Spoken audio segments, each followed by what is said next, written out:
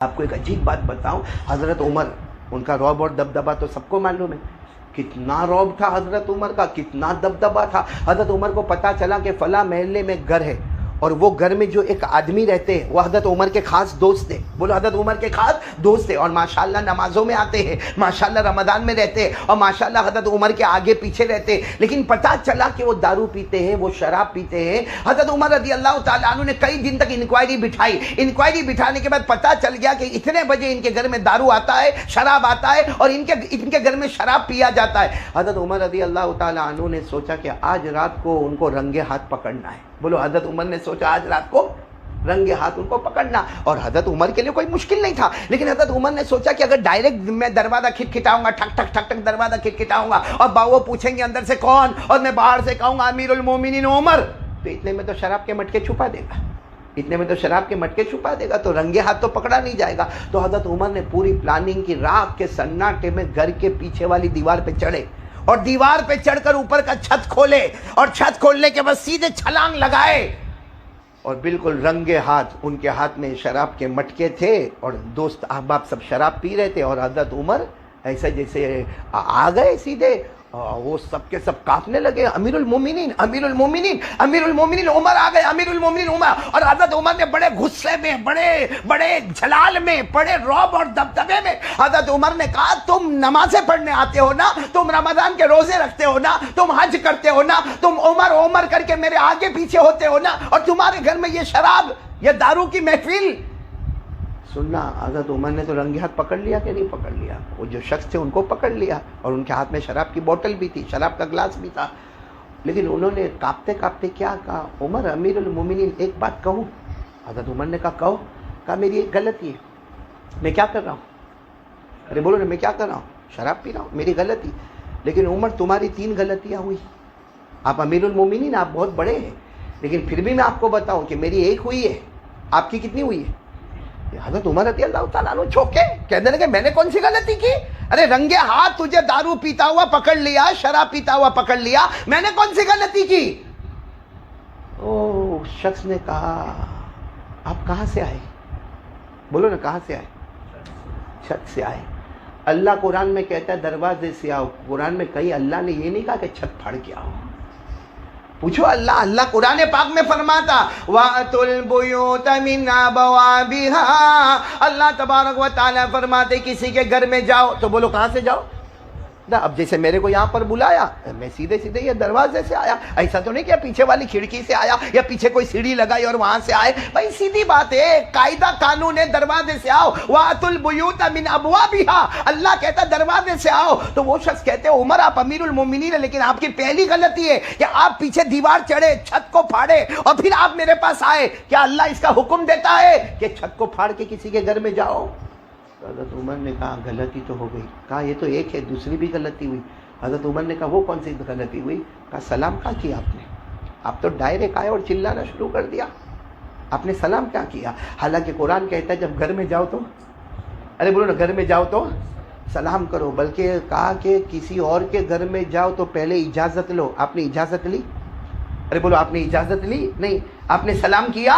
نہیں، جبکہ قرآن کہتا ہے اجازت بھی لو اور سلام بھی کرو۔ یا ایھا الذین آمنوا لا تدخلوا بیوتا غیر بیوتکم حتی تستأنسوا وتسلموا علی اہلها ذلکم خیر لکم ان کنتم تعلمون۔ اللہ تبارک و تعالیٰ 18ویں پارے میں فرماتے ایمان والو کسی کے گھر میں جاؤ پہلے اجازت لے لینا، اس کے بعد سلام کرنا۔ اس شخص نے کہا میں نے ایک غلطی کی کہ میں نے شراب پیا، آپ کی یہ دوسری غلطی ہو گئی۔ پہلی غلطی تو آپ دروازے سے نہیں آئے، نمبر 2 نہ آپ نے اجازت لی اور نہ آپ نے سلام کیا۔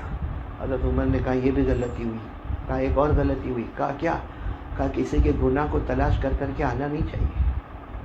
اگر آپ کو معلوم ہے کوئی گنہ گار ہے، اللہ سے مانگو کہ اللہ اس کا گناہ چھڑا دے، آپ کو تلاش کر کے آنا نہیں چاہیے۔ حالانکہ اگر ہم غور کریں تو اس میں حضرت عمر غلطی پر نہیں تھے، کیونکہ آپ امیر المومنین تھے، آپ کی ذمہ داری تھی کہ کون علاقے میں کیا ہوتا ہے، کون سے علاقے میں دارو آتی، کون سے علاقے میں شراب آتا، کون سے، لیکن پھر بھی کہا، انہوں نے کہا کہ تیسری غلطی، کسی کے گناہ کو ڈھونڈنا نہیں چاہیے۔ قرآن کریم نے صاف منع کیا کہ گناہ کو بھی نہیں ڈھونڈنے کا اور پیٹھ پیچھے کسی کی برائی بھی نہیں کرنے کا۔ اللہ نے فرمایا وَلَا تَجَسَّسُوا وَلَا يَغْتَبْ بَعْضُكُمْ بَعْضًا، کسی کے گناہوں کو ڈھونڈنا نہیں چاہیے۔ آپ گناہ ڈھونڈتے ڈھونڈتے آپ میرے گھر تک آ گئے۔ حضرت عمر رضی اللہ تعالیٰ عنہ نے اس شخص سے معافی مانگی کہ میں مان گیا، تیری ایک غلطی ہے، میری 3 غلطی ہے، میں یہاں سے جاتا ہوں۔ حضرت عمر رضی اللہ تعالیٰ عنہ دروازے سے چلے گئے۔ اب دیکھو، چونکہ یہ گناہ چھپا دیا گیا، بولو گناہ چھپا دیا گیا، یعنی غلطی کو چھپا دیا گیا۔ حضرت عمر رضی اللہ تعالیٰ عنہ چلے گئے، بولو حضرت عمر رضی اللہ تعالیٰ عنہ چلے گئے۔ ایک لمبا زمانہ گزر گیا،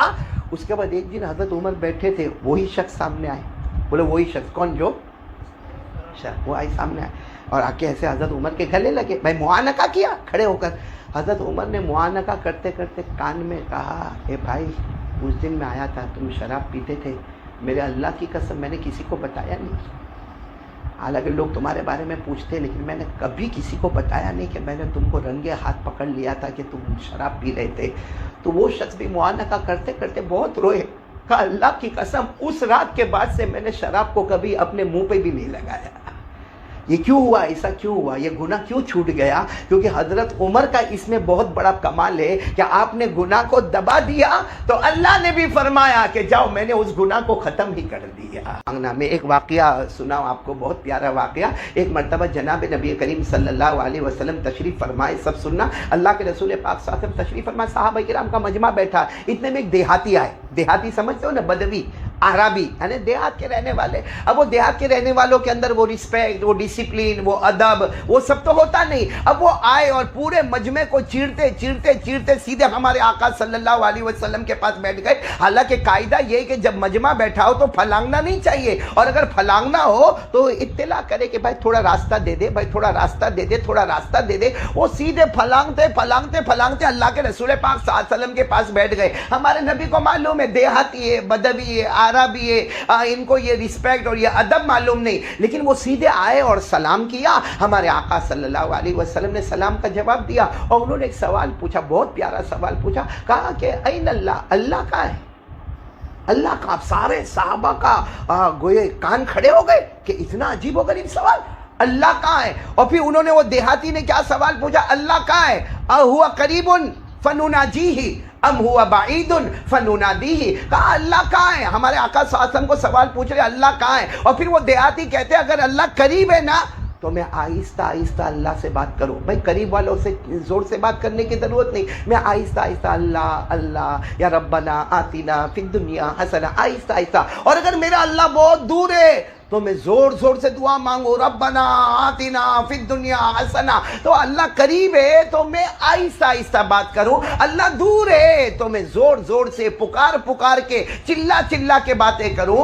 ہمارے آقا صلی اللہ علیہ وسلم نے کوئی جواب نہیں دیا، کیونکہ سوال ہی ایسا عجیب و غریب تھا کہ اللہ کہاں ہے؟ قریب ہے تو آہستہ بات کروں، دور ہے تو بلند آواز سے بات کروں۔ ہمارے آقا صلی اللہ علیہ وسلم نے کوئی جواب نہیں دیا۔ حضرت جبرائیل آئے اور آ کر کہا اللہ کے رسول کیا معاملہ کیا ہے؟ اللہ کے رسول نے فرمایا یہ سوال پوچھ رہے کہ اللہ کہاں ہے، قریب ہے تو آہستہ بات کرے اور اگر دور ہے تو بلند آواز سے بات کرے۔ حضرت جبرائیل نے فرمایا اللہ جواب دے چکا۔ بولو اللہ جواب۔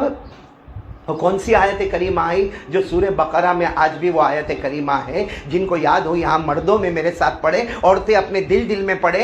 اللہ نے جواب دے دیا، وَإِذَا سَأَلَكَ عِبَادِي عَنِّي فَإِنِّي قَرِيبٌ۔ اللہ تبارک و تعالیٰ نے فرمایا یہ آنے والے سوال پوچھ رہے ہیں کہ اللہ قریب ہے تو ہم آہستہ آہستہ بات کریں، اللہ دور ہے تو ہم زور زور سے پکار پکار کے بات کریں۔ اللہ نے فرمایا میرے محبوب، اگر میرے بندے میرا ایڈریس پوچھے، اگر میرے بندے میرا پتہ پوچھے تو میرے سارے بندوں کو کہہ دینا فَإِنِّي قریب، کہ میں بہت قریب ہوں۔ بولو میں بہت۔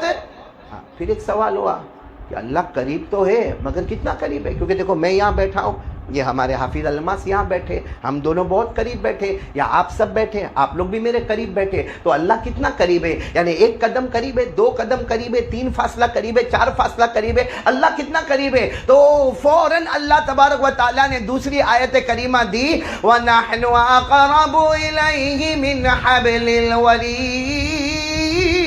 اللہ جل جلالہ عم نوالہ نے فرمایا میرے بندوں کو بتا دو میں قریب ہوں، اور کتنا قریب ہوں. تیرے دل میں، تیرے ہارٹ میں، تیرے سینے میں جو دھڑکنے والی رگیں ہیں، جس پر تیری جان کا دار و مدار ہے، تیرے سینے میں جو تھر تھر کرنے والی، دھڑ دھڑ کرنے والی جو رگیں ہیں، وہ تجھ سے اتنی قریب نہیں جتنا پیدا کرنے والا اللہ تجھ سے قریب ہے. پھر ایک سوال ہوتا اللہ اتنے قریب ہے، لیکن اللہ کسی بڑے کے پاس جاؤ تو اپوائنٹمنٹ لینا پڑتا ہے نا، کسی بڑے کے پاس جاؤ تو وقت لینا پڑتا ہے، کسی بڑے کے پاس جاؤ تو ٹائم لینا پڑتا. اللہ تیرے پاس بھی تو ٹائم لینا ہوگا، وقت لینا ہوگا، اپوائنٹمنٹ لینا ہوگا کہ کب آئے. اللہ نے اتنا پیارا جواب دیا، میرا بندہ یہ مت پوچھ کہ اپوائنٹمنٹ کیا ہے، یہ بتا تو کب آنے والا ہے. میں نے تو دن اور رات 24 گھنٹے اپنا دروازہ کھلا رکھا ہے. اللہ نے فرمایا اجیب دعوت إذا دعان فليستجيبوا لي وليؤمنوا بي لعلهم يرشدون. اللہ تبارک و تعالیٰ فرماتے یہ مت پوچھ کہ میرے پاس وقت کون سا، یہ مت پوچھ کہ میرے پاس آنے کا ٹائم کون سا.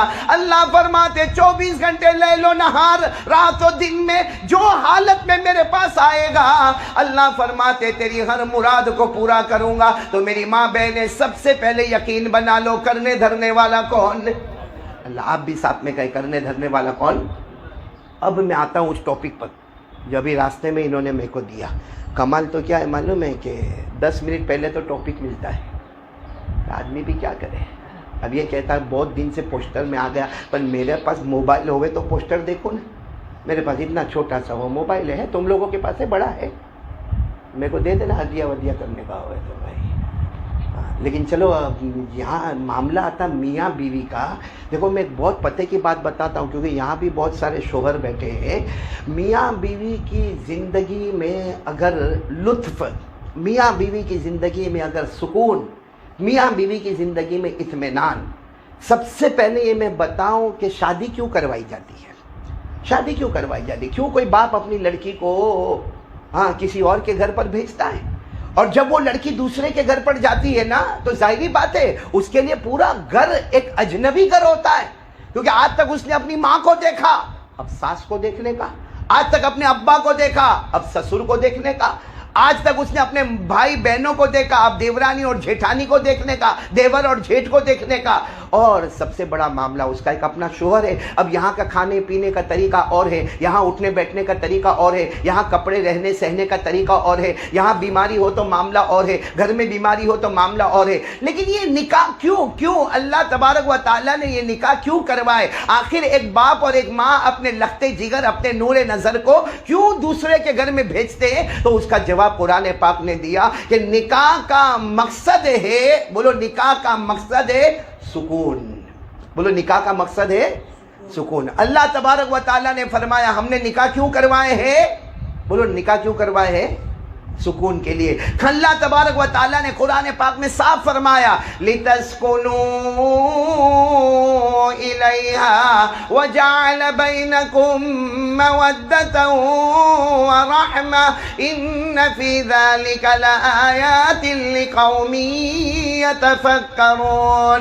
اللہ تبارک و تعالیٰ فرماتے مجھے بھی معلوم ہے ایک باپ اور ایک ماں اپنی بیٹی سے بہت محبت کرتے ہیں، لیکن بیٹی کو دوسرے کے گھر کے حوالے کرتے ہیں، اس کا سارا رہنا سہنا بدل جاتا ہے. اللہ فرماتے اس کی وجہ ہے سکون. بولو اس کی وجہ ہے سکون. لیکن آج ہمارے یہاں معاملہ الٹا ہو گیا ہے کہ کتنے لوگ ہوں گے نا ایسا بولیں گے او شادی سے پہلے بہت اچھا تھا، اب شادی کے بعد تو کائے کا سکون، ٹینشن ٹینشن ٹینشن. تو آج میں میری ماں اور بہنوں اور بیٹیوں کو جن کی شادی ہونے والی ہوگی دعا کرو کہ اللہ آسانی عطا فرمائے، اور جن کی ہو گئی ہے اللہ میاں بیوی میں خوب محبت پیدا فرمائے. لیکن کہنا یہ ہے کہ سب سے پہلی چیز جو آج 90% بلکہ 99 کا تو بھی غلط نہیں ہوگا، یہ ہماری ماں بہنیں نہیں کرتی ہے. اگر یہ پہلا کام کرے نا، اللہ کی طرف سے غیب کی مدد آوے اور گھر میں سکون آ جائے. وہ کیا ہے؟ اپنے شوہر کی برائی کرنا بند کرتے ہیں. اپنے شوہر کی آج ایک عورت کی عادت ہے، جہاں گھر میں کچھ جھگڑا ہوا، بھائی گھر ہے نا، جھگڑا ہوگا، اور گھر میں جوائنٹ فیملی ہے تو اور زیادہ جھگڑا ہوگا. کہاں جھگڑا ہوا بھائی، گھر میں جھگڑا ہوا، برداشت کر لے، صبر کر لے، غصہ پی لے.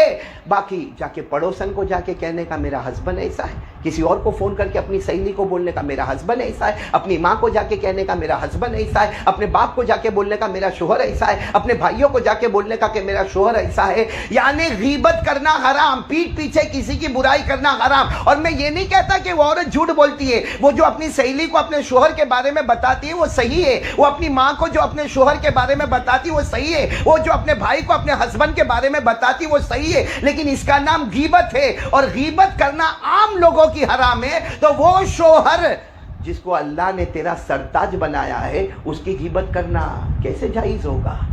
اور یہ غیبت اتنا خطرناک گناہ ہے کہ ہمارے آقا صلی اللہ علیہ وسلم نے فرمایا الغیبت اشد من الزنا، غیبت کرنا، پیٹھ پیچھے برائی کرنا، یہ زنا سے بدتر ہے. تو جس گھر میں زنا سے بدتر گناہ آتا ہوگا، وہ گھر میں پھر میاں بیوی میں سکون کہاں سے آئے گا؟ میں آپ کو ایک بات بتاؤں کہ اگر شوہر کی بھول ہے، بھول ہے، یقیناً ہے، کیونکہ جو عورت کہہ رہی ہے، اپنی شکایت کر رہی ہے، وہ عورت اپنی جگہ پر صحیح ہے. وہ اپنی سہیلی کو صحیح بتا رہی کہ میرا ہسبینڈ ایسا کرتا ہے، یا میرا ہسبینڈ کسی اور سے تعلق جوڑتا ہے، یا میرا ہسبینڈ موبائل پہ رہتا ہے، یا میرا ہسبینڈ کام دھندے پہ دھیان نہیں. وہ جو بتا رہی ہے وہ صحیح ہے. لیکن اتنے سارے لوگوں کو اپنے ہسبینڈ کی برائی کرنے سے بہتر یہ ہوتا کہ وہ ایک اللہ کو کہتی تو اللہ کام کر دیتا کہ نہیں کر دیتا. تو آج میں ہماری ماؤں سے، بہنوں سے، بیٹیوں سے جو شادی شدہ ہے ان سے تو بہت خاص طور پر، اور جن کی شادیاں ہونے والی ہیں ان سے، کہ دیکھو گنہگار سب ہوتے ہیں، ہمیں اللہ سے مانگو نا، اللہ سے مانگو، اللہ سے مانگو. بلکہ میں تو ایک بات کہتا ہوں، اللہ سے مانگو. ایک آیت قرآن میں ایسی ہے کہ اس کو پڑھنے کے بعد پھر اللہ سے مانگو، اللہ کے دربار میں دیر ہوگی، مگر اللہ کی قسم اندھیر کبھی. وہ کون سی آیت ہے؟ بس ہماری ماں بہنوں کو وہ آیت یاد کرنا چاہیے، کیونکہ حالات تو سب کے اوپر آتے ہیں. سب کو اپنے شوہر سے کمپلینٹ ہوتی ہے، سب کو اپنی ساس سے کمپلینٹ ہوتی ہے، سب کو اپنے سسر سے کمپلینٹ ہوتی ہے. اور ہوتا بھی ایسا ہے، ساس سسر کا بھی معاملہ ایسا ہوتا ہے کہ نہیں ہوتا؟ اللہ ساری ساسوں کو ہدایت دے بھائی. اللہ سارے ہوں گی نا، یہاں ساس بھی تو بیٹھی ہوگی نا. تیری شادی ہو گئی؟ یہاں بغیر شادی والے کو میرے پاس لانے کا ہی نہیں. یہ دائیں دیکھو تو اس کی شادی نہیں ہوئی، سامنے دیکھو تو اس کی شادی. بھائی تمہاری ہوئی ہے؟ چلو اچھا ہو، ایک تو ایسا ملا. بھائی ایسے شادی والے بیٹھا کرو. ساس سسر کا معاملہ کیسا ہوتا معلوم؟ ابھی ایک کتاب میں نے پڑھا، بہت پیاری بات میں نے کتاب میں پڑھا کہ شوہر اگر چاہتا ہے کہ میں بیوی کا دل جیتوں، میں شوہر چاہتا ہے کہ میں بیوی کا، بہت آسان ہے، بہت آسان ہے. کیونکہ بیوی شاید مانگتی ہوگی بڑا موبائل، اور وہ موبائل لانے کی ہمارے اندر طاقت نہیں ہے. یا بیوی جو مانگتی ہوں گی، جو کپڑا مانگتی ہوں گی، وہ 15,000 20,000 کا ہوگا، اور وہ ہمارے اندر طاقت نہیں. اتنا اچھی بات لکھی ہے کہ اگر بیوی کا دل جتنا ہونا، ہر شوہر کو معلوم ہے کہ میری بیوی کو کون سا کھانا پسند. جیسے کسی بیوی کو برگر پسند ہوگا، تو کسی بیوی کو پاستا پسند ہوگا، تو کسی بیوی کو ڈوسا پسند ہوگا. آج کے زمانے میں کسی کو سینڈوچ پسند ہوگا، یا چلو نا کوئی بھی ہوٹل کی آئٹم پسند ہوگی. تو کیا کرنا چاہیے؟ شوہر ایک کام کرے، اس کو معلوم ہے جوائنٹ فیملی ہے، چپ چاپ آہستہ سے جب اپنے دفتر سے آوے، اپنے کام سے آوے، جو چیز بیوی کو پسند ہے اس کو اچھے طریقے سے چھپا کر لے کر آوے. اور جب میاں بیوی اکیلے ملے اس وقت کہے کہ دیکھ میرے پاس اتنی طاقت تو نہیں کہ میں تیرے لیے بڑا موبائل لے کر آتا، میرے پاس اتنی کمائی نہیں کہ میں تیرے لیے اچھے سے اچھا کپڑا لے کر آتا، لیکن میری بیوی میں تجھ سے بہت محبت کرتا ہوں، تجھے یہ کھانا پسند ہے، دیکھ میں چپکے سے یہ کھانا لے کر آیا، میری ماں کو بھی نہیں معلوم، میرے ابا کو بھی نہیں معلوم، میرے بڑے بھائی کو بھی نہیں معلوم، یہ لے کر آیا. سچ بتاؤ بیوی کا دل خوش ہوگا کہ نہیں ہوگا؟ کہ بیوی کا دل اتنا خوش ہوگا کہ مجھ سے کتنی محبت کرتا ہے. اگر یہ اکیلے میں مجھے ملنا پسند کرتا ہے تو اکیلے میں میری جو تمنا ہے کھانے کی وہ بھی پورا کرنا چاہتا ہے. تو یہ سب سے اچھا طریقہ ہے بیوی کا دل بولو جیتنے کا. لیکن اس میں گڑبڑ کہاں ہو گئی معلوم؟ ایک جگہ پر میں نے کہا، پھر اس کے بعد میں تو میرے کو کہا مولانا کیا آپ نے کہا مصیبت کھڑی ہو گئی. میں نے کہا کیا ہوا؟ کہا وہ میری بیوی کو برگر بہت پسند ہے. تو میں نے کہا کوئی بات نہیں، لے گیا ہوگا. اب برگر آیا کتنے کا ہوگا؟ 25 50 100 روپے کا. زیادہ سے زیادہ بڑی جگہ سے لیا ہوگا تو 200 روپے کا. کہا مولانا پیسے کی بات نہیں ہے، معاملہ یہ ہوا کہ رات کو میری بیوی برگر کھائی، میں نے بھی برگر کھایا، اور ہم نے باہر جو ڈسٹ بن تھا نا، ڈسٹ بن اس کے اندر ڈال دیا، وہ اس کا جو پٹھا آتا ہے نا وہ ڈال دیا. اور صبح میں میری ماں نے دیکھا اور ایسا لگا کہ آج ہی قیامت کھڑی ہو گئی. اللہ ہمارے ساس سسر کو بھی سمجھنے کی توفیق عطا فرمائے. میاں بیوی کے محبت کو جتنا ہم بڑھا سکے بڑھائے، اللہ اتنی محبت ہم سے بڑھاتا رہے گا. تو خیر میں نے پہلی بات جو کہی نا وہ یہ کہ ہر بیوی یا ہر ہونے والی بیوی آج سے نیت کرے کہ میرے شوہر کی بھول ہے، غلطیاں ہے غلطیاں ہیں، کیونکہ ہماری بھی غلطیاں. جیسے حضرت عمر رضی اللہ تعالیٰ عنہ سامنے والے کے پاس گئے اور جا کر کہا اخطأت واحدۃ، تمہاری ایک غلطی ہے کہ تم نے شراب پی. انہوں نے سامنے کہا انت بثلاثن، اگر میں ایک غلطی پر ہو تو عمر امیر المومنین تم 3 غلطی پر ہو. ہر ماں بہن اور ہر بیوی سوچے کہ میرا شوہر بے شک غلطی پر ہے، لیکن ہم بھی تو غلطی پر ہے، بلکہ شاید شوہر کی غلطی چھوٹی ہوگی اور ہماری غلطی بڑی ہوگی. کیونکہ کتنی ماں بہنیں فجر کی نماز ہی نہیں پڑھتی. تو فجر کی نماز نہیں پڑھنا وہ بڑا گناہ ہے کہ شوہر کا موبائل پہ بزی ہونا بڑا گناہ ہے. ارے بولو نا آپ لوگ، کون سا گناہ بڑا ہے؟ کتنی ہماری مائیں بہنیں بیٹیاں ہوگی کئی دن ہو جاتے فجر کی نماز اور دیکھ رہی ہے کہ میرا شوہر نماز میں جاتا ہے اور میرے گھر کے بڑے نماز میں جاتے، لیکن یہ عورت بستر سے نہیں اٹھتی، مطلب نہیں اٹھتی ہے، نماز نہیں پڑھتی. تو وہ شوہر اگر غلطی کرتا اس سے بڑا گناہ تو ہم کر رہے ہیں. اس لیے سب سے پہلا کام یہ ہے کہ اگر ہم بلکہ میں تو یہاں چونکہ مرد حضرات کا مجمع نہیں ہے، ورنہ میں کہتا کہ شوہر کو بھی چاہیے کہ بیوی کی غلطی کو کیا کرے، چھپا دے، اور بیوی کو بھی چاہیے کہ شوہر کی غلطی کو کیا کرے. اسی لیے اللہ نے میاں بیوی کے رشتے کو لباس کہا. اللہ نے میاں بیوی کے رشتے کو کیا کہا؟ لباس. لباس کیوں پہنتے؟ بھائی ہم سب نے کپڑا کیوں پہنا ہے؟ اسی لیے کپڑا پہنا ہے کہ ہمارا سطر چھپا رہے، ہمارا بدن چھپا رہے، ہمارا ننگا پن چھپا رہے. اللہ تبارک و تعالیٰ میاں بیوی کے بارے میں فرماتے ہن لباس لکم وانتم لباس لہن. اللہ تبارک و تعالیٰ فرماتے کہ ہر شوہر اپنی بیوی کے لیے لباس ہوتا ہے، ہر بیوی اپنے شوہر کے لیے لباس ہوتی ہے. یعنی یہ اس کی غلطیوں کو چھپا دے، وہ اس کی غلطیوں کو چھپا دے. اور میں تو کہتا ہوں ہمارے آقا نے فرمایا تم کسی کی بھی غلطی کو چھپا دو. اللہ فرماتے، ہمارے نبی فرماتے من ستر مسلما سترہ اللہ فی الدنیا والآخرہ. ہمارے آقا صلی اللہ علیہ وسلم نے فرمایا کسی بھی مسلمان کی غلطی کو چھپا دے. بلکہ ہم تو کہتے میاں بیوی کی غلطی کو، بیوی میاں کی غلطی کو چھپا دے. اللہ فرماتے قیامت میں آئے گا میں تمام کی تمام تیرے گناہوں کو چھپا دوں گا. تو پہلی بات یہ ہے، اور یہ بات ایسی ہے کہ بہت ضروری ہے، شاید بہت کڑوی بھی لگتی ہے لیکن یہ بات بالکل صحیح ہے. 99% ہماری مائیں بہنیں بیٹیاں جو بیوی بنی ہوئی ہے وہ اس گناہ میں ہے کہ اپنے شوہر کی کمپلین، اپنے شوہر کی شکایت، اپنے شوہر کی فریاد. ہاں میں نے شروع میں کہا دکھ ہوتا ہے، ہر عورت کو دکھ ہوتا ہے کہ میرا شوہر نے ایسا کیا، میرے ہسبینڈ نے ایسا کیا، میں نے اس کے ساتھ اتنی وفاداری کی، اس نے بے وفائی کی، میں نے اس کے ساتھ اتنا اپنا تن من دھن سب قربان کر دیا اور اس نے مجھے الگ رکھ دیا. سب ہوتا ہے. تو ایسے معاملے میں کس سے شکایت کرنے کا؟ اللہ. اسی لیے شروع میں کہا تھا لا الہ، صرف بولنے سے کام نہیں چلتا کہ ہاں کرنے والا اللہ، دھرنے والا اللہ، ہم ڈرتے اللہ سے، اور یہ چاند سورج پیدا کرنے والا اللہ، یہ بارش لانے والا، بھائی اللہ ہی ہے، سب اللہ ہی کرنے والا ہے، لیکن ہم کب اس سے مانگیں گے؟ اس لیے ابھی میں بات میں بات رہ گئی. میں نے کہا قرآن پاک میں ایک آیت ایسی ہے جس کو مانگو. اس لیے کہ میں آپ کو بتاؤں وہ آیت اتنی پیاری آیت ہے، اتنی پیاری آیت ہے. آپ میرا تھوڑا ساتھ دو گے، تھوڑا میں پیچھے سے چلتا ہوں. اللہ تبارک و تعالیٰ نے بہت سے مہینے بنائے لیکن سارے مہینوں میں سب سے بڑا مہینہ کون سا؟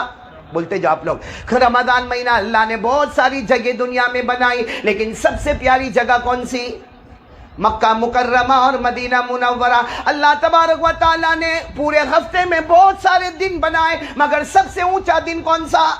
جمعہ کا دن اللہ تعالیٰ نے ہفتے میں بہت سی راتیں بنائی، مگر سب سے اچھی رات ہفتے میں کون سی؟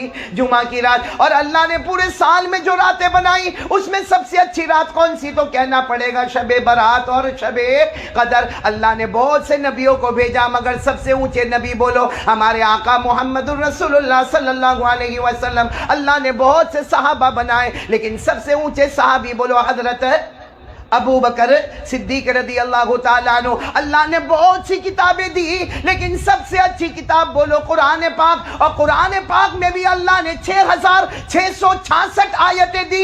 ان تمام آیتوں میں سب سے پیاری آیت اگر کوئی ہے تو ہمارے آقا صلی اللہ علیہ وسلم نے فرمایا سب سے جامع آیت اگر کوئی ہے تو بولو آیت الکرسی۔ بولو آیت الکرسی سے مانگو۔ حدیث پاک میں لکھا ہے آیت الکرسی۔ آپ کو معلوم ہے، یہ ہماری ماں بہنوں کو شاید نہیں معلوم ہوگا، شاید ہمارے بھائیوں کو معلوم ہوگا، نہیں معلوم ہوگا، میرے کو نہیں معلوم، لیکن آیت الکرسی یہ سورہ بقرہ میں 255 نمبر کی آیت ہے۔ بولو سورہ بقرہ میں 255 نمبر کی آیت ہے۔ اور اس آیت الکرسی بہت سارے گھروں میں وہ فریم ہوتی ہے آیت الکرسی، لیکن آپ نے دیکھا ہوگا گھر کے سیٹ کو آیت الکرسی یاد نہیں ہوگی، کیونکہ اس کو کرسی یاد ہے۔ آیت الکرسی یاد ہے اس کو، کرسی یاد۔ یہ جو آیت الکرسی ہے نا، کاش ہم مسلمان اور خاص کر کے میری ماں بہنیں یہ سمجھ جائے، آیت الکرسی وہ ہے کہ صرف ایک آیت الکرسی میں 17 مرتبہ اللہ کا نام آیا ہے۔ آیت الکرسی میں کتنی مرتبہ؟ 17، چاہے اسم ظاہر کی شکل میں یا ضمیر کیسے سمجھاؤ نہیں معلوم، لیکن اس میں ظاہر کی شکل میں اور اس میں ضمیر کی شکل میں 17 مرتبہ بولو کس کا نام آیا؟ اللہ کا ذکر آیا۔ آپ کو میں انگلی پر گنا بھائی یونس گننا شروع کرنا، آپ صرف 1 2 3 بولتے جانا، کہاں تک ہم کو چلنا ہے؟ 17 تک چلنا۔ اللہ بولو، ایک ہو گیا نا، اللہ لا الہ 2 الا ہو الحی القیوم 5 ہو گئے نا، 5 مرتبہ ہو گئے نا، اللہ لا الہ الا هو الحی القیوم میں اللہ کا نام کتنی مرتبہ آ گیا؟ 5۔ آگے چلے، لا تاخذہ ہو سے مانے اللہ، سینۃ ولا نوم، لہو 7 ہوا نا، لہو ما فی السماوات وما فی الارض من ذا الذی یشفع عنده الا باذنہ 9۔ یعلم مانے کون؟ جاننے والا اللہ، اندر ہوا یعلم جاننے والا کون؟ اللہ۔ یعلم ما بین ایدیہم وما خلفہم ولا یحیطون بشیء من علمہ 11 الا بما شاء، شاء کے اندر بھی کون؟ چاہنے والا اللہ۔ وسع کرسیہ 13 السماوات والارض ولا یؤودہ 14 حفظہما، اب 3 باقی رہ گئے، وہو العلی العظیم۔ پوری آیت الکرسی میں 17 مرتبہ اللہ کا ذکر آیا، اور ہمارے آقا صلی اللہ علیہ وسلم نے فرمایا یہ آیت الکرسی اتنی جامع ہے، اگر کوئی پڑھ کے سو جائے گا اللہ اس کی حفاظت کرے، اس کے پڑوس کی حفاظت کرے، اللہ جان اور مال اور آبرو کی حفاظت کرے۔ اللہ تبارک و تعالیٰ نے فرمایا، ہمارے نبی صلی اللہ علیہ وسلم نے فرمایا ہر فرض نماز کے بعد 1 مرتبہ آیت الکرسی پڑھ لے، اللہ تبارک و تعالیٰ اس کو جنتی بنا دیں گے۔ بولو سبحان اللہ۔ تو خیر پوری بات کا خلاصہ یہ ہے کہ ہمیں اپنے شوہر اور اپنے سسرال والوں کی غلطیوں کو لوگوں کو نہیں بتانا، اور اگر بہت دکھ ہو، بہت تکلیف ہو، نہ رہا جاتا ہو، نہ سہ سکتا ہو، نہ برداشت کر سکتی ہو، تو کس کے سامنے بیان کرنے کا؟ اللہ، اور وہ بھی آیت الکرسی پڑھ کر اللہ سے مانگو۔ آپ دیکھو گی میری ماں بہنیں، اللہ کے دربار میں دیر ہوگی، اندھیر نہیں ہوگا، وہ غیب کی طاقت ایسی آئے گی کہ جو بہو گھر میں آئی تھی جس کا لوگ نہیں سنتے تھے، اگر وہ اللہ رسول سے تعلق قائم کرے، اللہ تبارک و تعالی اپنی طرف سے اس کو عزتوں سے مالا مال کریں گے۔ ایک بات میرے کو یہ بتانا، دوسری بات یہ بتانا کہ اگر ہمارے میاں بیوی میں تعلقات کو صحیح کرنا ہو نا، تو ایک کام یہ ہے کہ چہرے پر مسکراہٹ ہونا چاہیے۔ بولو چہرے پر کیا ہونی چاہیے؟ آپ لوگوں کو بھی کہتا ہوں، تیرے کو تو بول کے کوئی فائدہ ہی نہیں، اس کو بھی بول کے کوئی فائدہ ہی نہیں، چہرے پر کیا ہونا چاہیے؟ ہمارے نبی صلی اللہ علیہ وسلم کے بارے میں لکھا، حضرت عائشہ رضی اللہ تعالیٰ عنہ فرماتی ہے کہ میں بہت تھکی ہوتی تھی. حضرت عائشہ رضی اللہ تعالیٰ عنہ فرماتی میں بہت تھکی ہوتی, اور حضرت عائشہ یہ بھی کہتی ہے کہ ہمارے گھر میں کھانا بھی نہیں ہوتا. ایسا بھی نہیں کہ میرے نبی آئیں گے اور میں لا کر ساتھ دسترخوان بچھا دوں گی اور کھانا ہو جائے گا اور پینا ہو جائے گا. حضرت عائشہ فرماتی ہے ایک تو دن بھر کے تھکے ہوئے اور گھر میں فقر و فاقہ ہے اور اللہ کے رسول پاک صلی اللہ علیہ وسلم آنے والے ہیں. حضرت عائشہ فرماتی میں بھی تھکی ہوتی, لیکن حضرت عائشہ کہتی جب میرے نبی آتے اور میں دروازہ کھولتی اور میرے نبی السلام علیکم کہتے اور میں وعلیکم السلام کہتی, حضرت عائشہ فرماتی میرے نبی آ کر جو مسکراتے تھے, اللہ کی قسم آپ کی مسکراہٹ کو دیکھ کر میں سارے غموں کو بھول جایا کرتی تھی. اور حضرت عائشہ فرماتی وہ بھی مسکراتے اور میں بھی مسکراتی. اسی لیے کتابوں میں لکھا گھر میں داخلے کے وقت اگر شوہر بیوی کو دیکھ کر مسکرا لے اور بیوی شوہر کو دیکھ کر مسکرا لے, دونوں کو 100 شہیدوں کا ثواب مل جاتا ہے.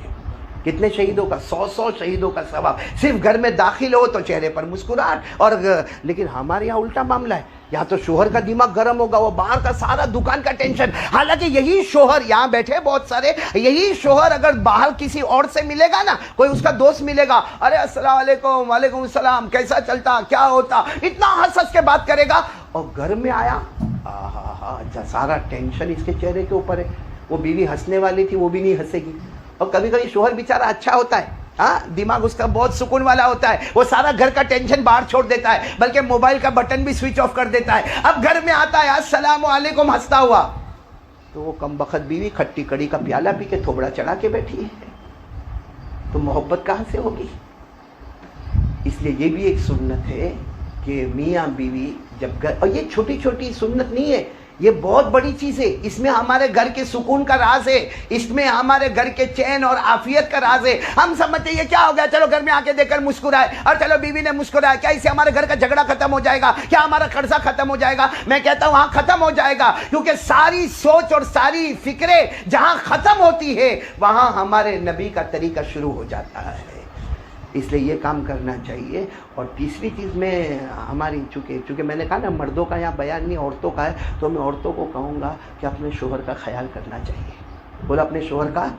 ایک مرتبہ معلوم ہے کیا ہوا, حضور پاک صلی اللہ علیہ وسلم نے حضرت خدیجہ کی تعریف شروع کی. حضرت خدیجہ آپ کی پہلی بیوی, بولو حضرت خدیجہ بن خویلد, حضرت خدیجہ بنت خویلد رضی اللہ تعالی عنہا, خدیجۃ الکبریٰ آپ کی پہلی بیوی ہے. تو حضرت عائشہ بھی بیٹھی ہے اور غالباً حضرت صفیہ بھی بیٹھی ہے, اور ہمارے آقا صلی اللہ علیہ وسلم نے خدیجہ کی تعریف, خدیجہ کی تعریف, خدیجہ کی تعریف. تو سامنے حضرت عائشہ بیٹھی ہے اور حضرت صفیہ یا کوئی اور ازواج مطہرات میں کوئی زوجہ مطہرہ بیٹھی ہے. ان دونوں نے کہا کہ اللہ کے رسول ہم یہاں ہیں, میں عائشہ ہوں, یہاں صفیہ ہے, ام سلمہ ہے, اتنی ساری بیویاں آپ کے پاس ہے, اب خدیجہ خدیجہ خدیجہ. ہمارے آقا صلی اللہ علیہ وسلم کے مبارک آنکھوں میں آنسو آئے اور آپ نے دو باتیں فرمائی. فرمایا تم کو نہیں معلوم کہ خدیجہ کیا تھی, خدیجہ کی کیا حقیقت تھی, اس نے اپنے شوہر کو کیا اہمیت دی تھی, شوہر کو کیا بڑا سمجھا تھا. تو ان دونوں عورتوں نے کہا کیا ہوا؟ کہا ایک مرتبہ کئی دن ہو گئے ہمارے گھر میں کھانے کو کچھ نہیں تھا, ہمارے نبی فرماتے میں بھوکے بھوکے پیاسے پیاسے میں گھر میں گیا, تو میں نے دیکھا کہ ایک دودھ کا پیالہ رکھا ہوا ہے. حضرت خدیجہ نے کہا ہاں ہاں یہ دودھ کا پیالہ ہمارے واسطے ہے. ہمارے نبی فرماتے مجھے اتنی بھوک لگی تھی, اتنی پیاس لگی تھی کہ میں نے وہ پیالہ لیا اور اس کو پینا, دودھ پینا شروع کر دیا. آدھا پیالہ میں نے پی لیا, پھر مجھے خیال آیا میں اکیلا پی رہا, خدیجہ نے تو پیا ہی نہیں.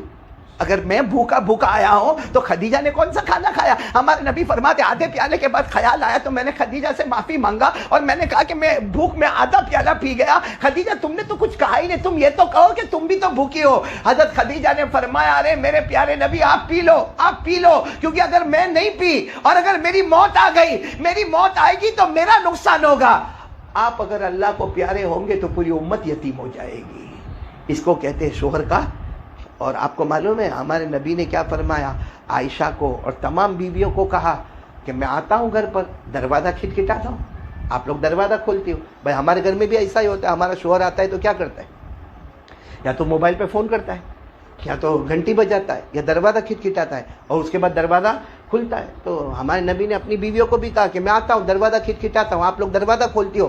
کہا اکیلی خدیجہ ایسی تھی کبھی مجھے دروازہ کھٹکھٹانا نہیں پڑا، حالانکہ میرے آنے کا کوئی وقت طے نہیں ہوتا، لیکن مجھے دروازہ کھٹکھٹانا نہیں پڑا، دروازہ پہلے کھل جاتا۔ تو میں کئی مرتبہ خدیجہ کو پوچھتا کہ تجھے کیسے پتا چلتا کہ میں آ رہا ہوں، کیونکہ میرے آنے کا کوئی وقت طے تو نہیں ہے، پھر تو دروازہ کیسے کھول دیتی؟ حضرت خدیجہ نے کہا اللہ کی قسم میں آپ سے اتنی محبت کرتی، اتنی محبت کرتی، آپ گلی میں انٹر ہوتے ہیں آپ کے بدن مبارک کی خوشبو مجھے محسوس ہو جاتی ہے اور میں دروازہ کھول دیتی ہوں۔ خیر یہ حضرت خدیجۃ الکبریٰ کا معاملہ تھا، لیکن میں تیسری چیز یہ بتانا چاہوں گا کہ اپنے شوہر کا خیال کرنا، اور ایک اور چیز بتانے کے لیے جا رہا ہوں۔ یہ سب ناراض تو نہیں ہو رہی ہوگی؟ کون ہے یہاں کا ذمہ دار؟ کون ہے؟ وہ چلا گیا، وہی ناراض ہو کے چلا گیا تو بات ہی ختم ہو گئی نا بھائی۔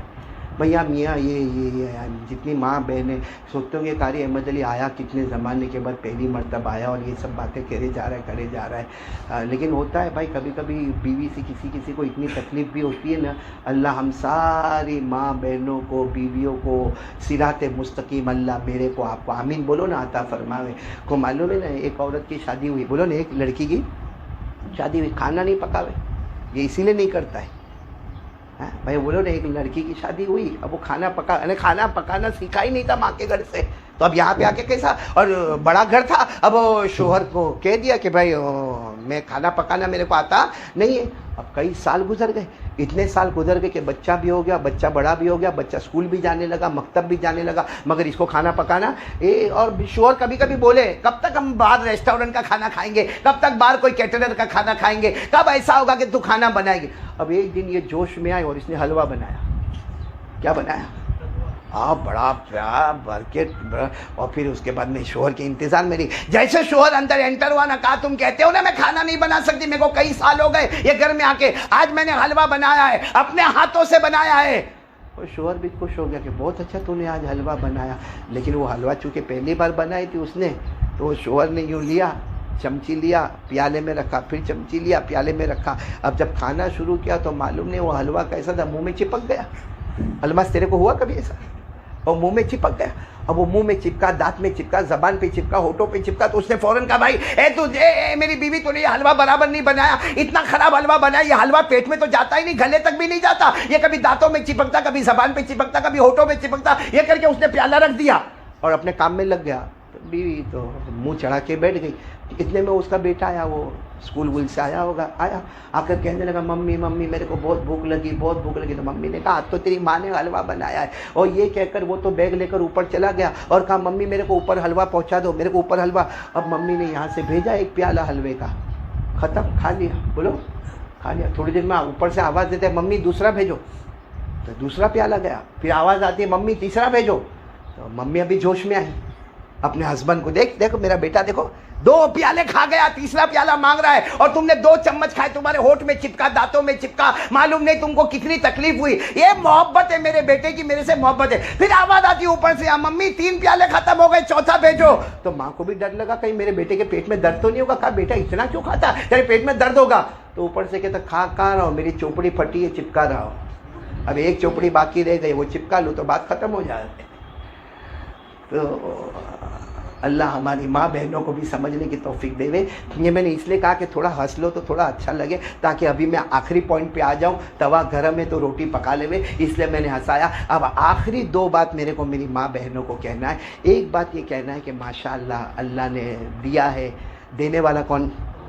اور جب اللہ دے تو شکر ادا کرنے کا، کیونکہ آج ہم کو معلوم ہے کتنے ننگے، کتنے بھوکے، کتنے پیاسے، کتنے تڑپے ہوئے۔ ابھی آج ہی دیکھو نا احمد آباد میں اتنی طوفانی بارش ہوئی ہے کہ ابھی احمد آباد سے مجھے بتایا کہ کتنے جھوپڑے بہہ رہے باقاعدہ بہہ رہے۔ اب سوچو کہ جو لوگ جھوپڑے میں رہتے ہوں گے، جو وہ اپنا جھوپڑا بہتا ہوا دیکھتے ہوں گے، اپنا سامان، اپنی چارپائی، اپنی الماری، اپنے کپڑے، تو ان کے دل پر کیا گزرتی ہوگی۔ یہ اللہ کا احسان ہے کہ ہمارے یہاں کورونا آیا، چکن گنیا آیا، ڈینگو آیا، ہمارے یہاں پہ آسمانوں سے پانی آیا، زمین سے پانی آیا، کبھی صورت میں زلزلہ آیا، کبھی بھوکم آیا، لیکن وہ مولا اللہ کا کرم ہے، کوئی رات اس نے ہم کو بھوکا نہیں سلایا، کبھی اس نے ہم کو پیاسا نہیں تڑپایا، کبھی ہمارے بدن سے کپڑے نہیں چھینے، اس لیے ہم کو بہت شکر کرنا چاہیے۔ میں یہ کہہ رہا ہوں کہ اللہ کا اتنا بڑا احسان ہے، اللہ نے ہماری ماں بہنوں کے، آج اگر کباٹ کو کھولو، کوئی ماں بہن آپ کو شاید اکا دکا کوئی ملے تو ملے، باقی میرے کو نہیں لگتا، لیکن کم سے کم 8-10 جوڑ تو کپڑے ہوں گے، ارے ہوں گے کہ نہیں ہوں گے؟ اور کسی کے تو یوں کھولو تو پورے کباٹ کے کباٹ بھرے. لیکن گھر میں دیکھو نا تو وہ عورت وہی میلا کچیلا بدبو والا وہ کپڑا. اب شوہر آ رہا ہے گھر میں، بھائی شوہر تھکا آیا. آپ کو تعجب ہوگا، ایک بہت بڑے صحابی حضرت عبداللہ ابن عباس، کتنے بڑے صحابی حضرت عبداللہ ابن عباس فرماتے احب ان تتزین لی، کہتے ہیں عبداللہ ابن عباس کہتے ہیں مجھے میں ہمیشہ اس کو پسند کرتا ہوں کہ میں گھر میں آؤں تو میری بیوی اچھا کپڑا پہنی ہو، صاف ستھرا کپڑا پہنی ہو اور مزین ہو کے میرے سامنے آوے. کیوں؟ اس لیے کہ اگر میں میری بیوی کو دیکھ لوں گا، عبداللہ ابن عباس کہتے ہیں کوئی بھی شخص اپنی بیوی کو صاف ستھرا اور ایک دم اچھے کپڑے میں اور اچھی تیار ہو کر اگر دیکھ لے تو بہت کم امکان ہے کہ اس کی آنکھ پھر کسی دوسری عورت کی طرف اٹھے. یہ عبداللہ ابن عباس جیسے صحابی کہتے ہیں کہ میں چاہتا ہوں کہ گھر میں آؤں تو میری بیوی کے کپڑے صاف ستھرے. اور آپ نے دیکھا ہوگا ہماری بیوی کے کپڑے، اللہ توبہ. اور اگر یہی بیوی کو بولو کہ شادی میں جانے کا اس کے لیے الگ سے گاؤن تیار ہوگا، اس کے لیے بیوٹی پارلر میں جانا ہوگا، اس کے لیے معلوم نہیں کیا کیا بالوں پہ کلر کروانا ہوگا، کبھی مہندی لگانا ہوگا، کبھی نیل پالش لگانا ہوگا. کیوں بھائی؟ بیگانے کی شادی میں عبداللہ دیوانہ، شادی کسی اور کی ہو رہی ہے اور یہ تیار ہو کے جا رہی ہے. تو سوال یہ ہے کہ یہ تو تیار ہونا تھا اپنے شوہر کے واسطے تیار نہیں ہوئی تو یہ کس کے واسطے تیار ہو رہی ہے؟ کس کو دکھانے کے واسطے تیار ہو رہی ہے؟ ارے چلو ہم نے مانا کوئی اور مرد کو دکھانے کے واسطے تیار نہیں ہو رہی ہے، لیکن ساری عورتوں کے بیچ میں یہ فخر کرنا چاہتی ہے کہ میرا کپڑا اچھا ہے، میری لپسٹک اچھی ہے، میرا بیوٹی پارلر اچھا ہے، میرا فیشن اچھا ہے، میں نے جو کام کروایا ہے وہ بیوٹی کا وہ اچھا کام کروایا. ارے عورتوں کو بتانے سے کوئی فائدہ نہیں. اگر یہی تیار ہوتی اور اپنے شوہر کو کہتی کہ آپ کے واسطے میں ایسے تیار ہوئی ہوں، اور شوہر ایک مرتبہ کہہ دے میں تجھ سے راضی ہوں، اللہ بھی آسمانوں پر کہے جا میری بندی میں تجھ سے راضی ہو گیا. حدیث میں کیا آیا؟ شوہر کی فرما برداری کرو. بولو آیا کہ نہیں آیا؟ شوہر کی، بلکہ ہمارے آقا صلی اللہ علیہ وسلم نے فرمایا لا يسجد احد لاحد لو امر احدا ان يسجد لاحد لامرت النساء ان يسجدن لازواجهن. ہمارے آقا صلی اللہ علیہ وسلم نے فرمایا کوئی کسی کو سجدہ نہ کرے حرام، کوئی کسی کے سامنے اپنا ماتھا نہ ٹیکے یہ حرام، سجدہ کرنا کسی کو یہ حرام، عبادت والا سجدہ بھی کسی کو حرام، تعظیم والا سجدہ بھی حرام. لیکن ہمارے نبی فرماتے اگر میں سجدہ کرنے کی اجازت دیتا تو ہر بیوی کو حکم دیتا، اگر اجازت دیتا تو میں بیوی کو حکم دیتا کہ روز صبح شام اپنے شوہر کو سجدہ کیا کرے. تو تیار ہونا شوہر کے واسطے ہوا یہ عبادت، اور تیار ہونا لوگوں کو بتانے کے واسطے ہوا یہ ضلالت. اور پھر گھر میں آ کے بولے کہ میرا شوہر میری نہیں سنتا، میرا شوہر میری بات نہیں مانتا. تو غیروں کے واسطے تیار ہوئی تھی، اپنے شوہر کے واسطے کب تیار ہوئی تھی؟ خیر یہ سب بہت ساری باتیں میں نے آپ کو بتائی ہے. اللہ ہم سب کو عمل کی توفیق عطا فرمائے، اللہ پوری امت کی عورتوں کو عمل کی توفیق عطا فرمائے. ایک آخری بات میری ماں بہنوں کو کہوں گا اور بات کو ختم کروں گا کہ دیکھو میری ماں بہنیں، وہ الگ بات ہے ہمارے مفتی حفظ الرحمان صاحب آتے ہوں گے، مسائل بیان کرتے ہوں گے اور بہت ساری باتیں ہوگی. آج میرے بھی دماغ میں دل میں جو باتیں آئی وہ باتیں میں نے آپ کے سامنے کی. لیکن اگر کامیاب ہونا ہو نا تو دو کام. بولو کتنے کام؟ جو شروع میں نے کہا تھا، ایک تو یقین کس پر؟ لا الہ. ہمیشہ یقین ہونا چاہیے کہ جو ہوا، بولو کرنے والا کون؟ جو ہو رہا ہے کرنے والا کون؟ اور جو آئندہ ہوگا بولو کرنے والا کون؟ یہ بھی ابھی آج صبح میں دیکھو، آج صبح میں لگ رہا تھا کتنی دھوپ ہے اور پھر آسمان سے پانی آیا. بولو پانی آیا، کوئی روک سکا؟ ارے بھائی آسمان سے پانی آتا میں اور آپ روک سکتے؟ نہیں. اور اگر نہیں آوے تو کوئی پانی لا سکتا؟ اللہ نے کہا ہر جگہ میری قدرت ہے، ہر جگہ میری طاقت ہے. ما یفتح اللہ للناس من رحمہ فلا ممسک لها وما یمسک فلا مرسل له من بعدہ.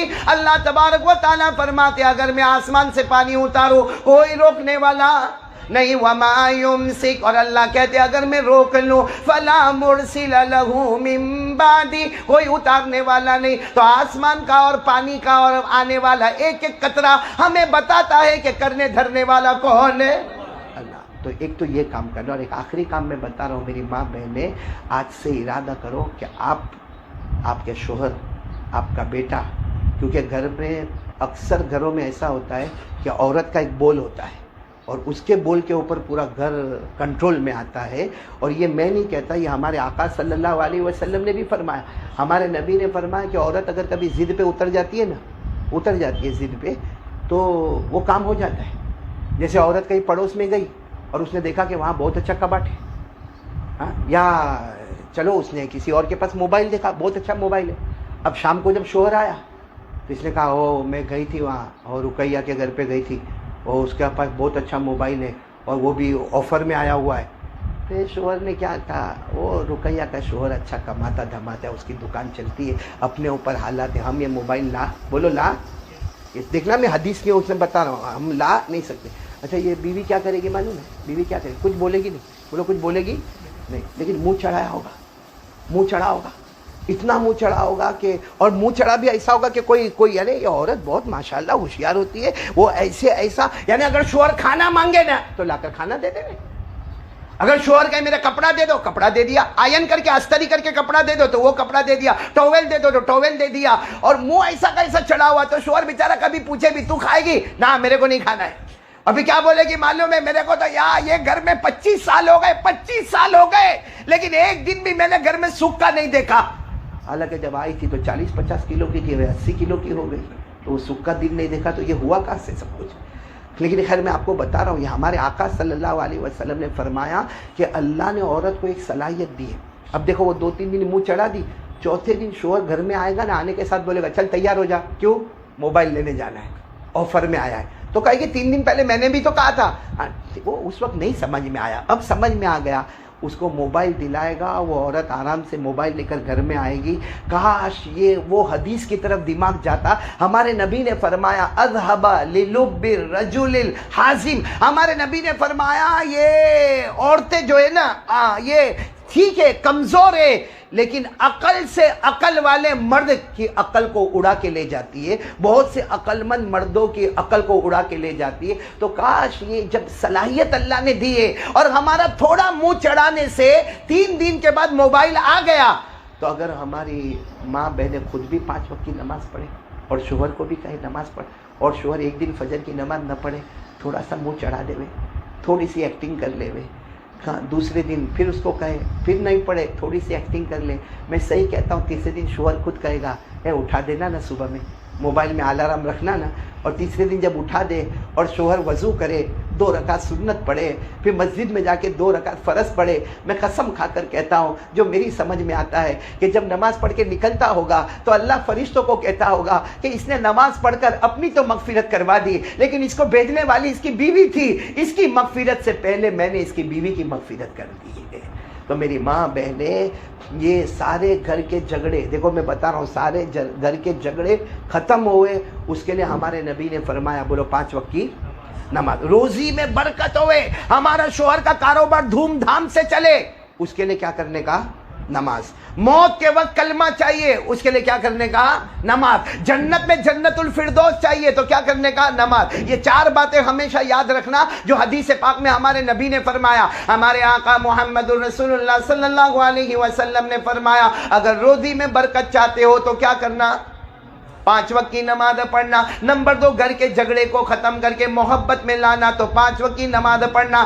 ہمارے نبی فرماتے, موت کے وقت کلمہ چاہتے ہو تو 5 وقت کی نماز پڑھنا. اور آخر میں ہمارے نبی نے فرمایا, جنت الفردوس میں داخلہ چاہتے ہو تو بولو 5 وقت کی نماز پڑھنا. اس لیے میری ماں بہن نے جو شروع سے لے کر اب تک بات کہی, اس میں بنیادی بات پہلی والی لا الہ الا اللہ, اور آخری والی 5 وقت نماز کی فکر کرنا. اللہ مجھے اور ہم سب کو کرنے کی توفیق عطا فرمائے, آمین یا رب العالمین. وآخر دعوانا ان الحمدللہ رب العالمین. دیکھو تقریباً 10 منٹ باقی ہے, مجھے چکر بڑا چلا ہے, اور میرے پاس تو یہ بہت چلتا ہے چکر, کہ عورتوں کو ایک شک ہو جاتا ہے, ڈاؤٹ ہو جاتا ہے جادو کا. اس نے جادو کیا, اس نے جادو کیا, دیورانی نے کیا, جیٹھانی نے کیا, ساس نے کیا, سسر نے کیا, میرے شوہر کے گھر والوں نے کیا, یا میرے فلاں نے کیا. دیکھو کیا نہیں کیا بولو, کسی کو معلوم نہیں معلوم. اور کسی کے بارے میں شک میں یہ کہنا کہ یہ جادو کرتا ہے یا کرتی ہے, کرتی ہے تو ٹھیک ہے, نہیں کرتی ہے تو قیامت میں ہم کو جادو کرنے کا گناہ ہوگا. اس لیے میں ایک کارڈ لے کر آیا ہوں، بہت پتے والا کارڈ ہے۔ ہمارے آقا صلی اللہ علیہ وسلم نے دعا بتائی ہے کہ روزانہ یہ دعا پڑھ لو، جادو سے حفاظت ہوگی۔ اب یہ ڈاؤٹ کرنے کی اور شک کرنے کی ضرورت ہی کیا کہ کوئی کرتا نہیں کرتا، کرتا ہے تو بھی علاج ہمارے پاس ہے، اور نہیں کرتا ہے تو فیوچر میں بچنے کا بھی علاج ہمارے پاس ہے۔ مطلب میں جو کارڈ ابھی آپ کو تقسیم ہوگا وہ ایک مرتبہ دعا پڑھ لینے کا، اگر کوئی جادو کرتا ہوگا تو بھی حفاظت، اور اگر کوئی نہیں کرتا ہوگا آئندہ نہ کرے اس کے لیے بھی حفاظت ہو جائے گی انشاءاللہ۔ تو وہ دعا کس کو دی ہے؟ ہاں ہمارے یونس بھائی نے وہاں نیچے دے دیا ہے، تو عورتوں میں وہ تقسیم ہو جائے گی انشاءاللہ۔ باقی میں آپ تمام کا، یہاں کی ماؤں کا، بہنوں کا، بیٹیوں کا، یہ گھر والوں کا، کن کا گھر ہے بھائی؟ رفیق بھائی کہاں ہے وہ؟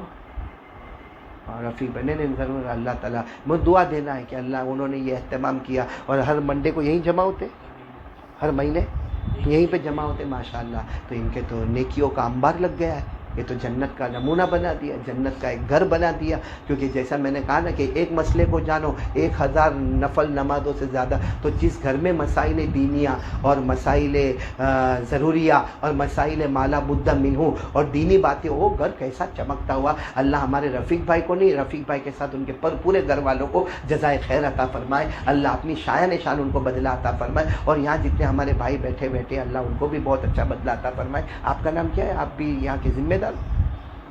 ہاں انیس نام ہے۔ آپ بیچ میں سے اٹھ کے چلے گئے، بیوی کا کوئی میسج آئے؟ نہیں؟